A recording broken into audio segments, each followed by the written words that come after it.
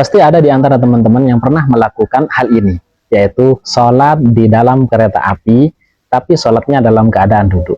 Itu gimana hukumnya? Boleh atau tidak? Mari kita bahas. Kita sebagai seorang muslim merupakan sebuah kewajiban untuk tetap melakukan sholat 5 waktu, dimanapun dan dalam keadaan apapun. Hanya saja yang perlu diperhatikan ketika melaksanakan sholat, semua syarat dan rukunnya harus terpenuhi.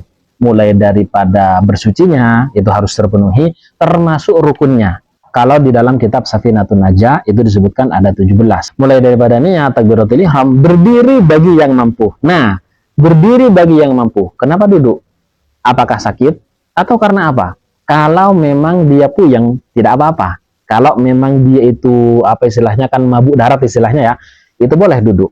Tapi kalau masih tidak puyeng, maka tetap wajib berdiri. Yang kedua adalah ruku, dan sepertinya ruku ini tetap bisa dihasilkan ya, walaupun dengan cara seperti itu bisa dihasilkan, karena hakikat ruku itu adalah membungkukkan badan. Sementara sujudnya tidak dihasilkan, karena sujud itu termasuk rukun, sehingga namanya rukun ya harus sujud.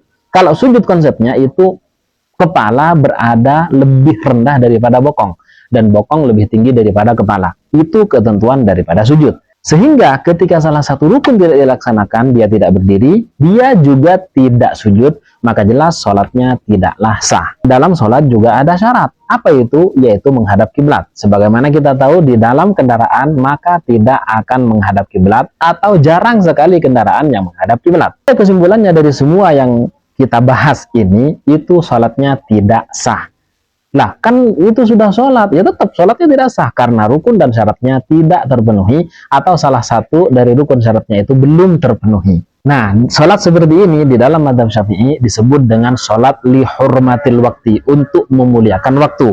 Artinya apa? Nanti ketika dia sudah sampai ke rumahnya, sudah pulang ke rumahnya, dia wajib untuk mengqadha atau mengulangi sholatnya lagi. Misalkan yang dia lakukan sholatnya itu misalkan sholat zuhur dan asar, dan dia lakukan dalam kereta seperti cara ibu-ibu tadi, maka nanti ketika sampai di rumahnya, dia harus mengulang atau mengqadha sholat zuhur dan sholat asar lagi.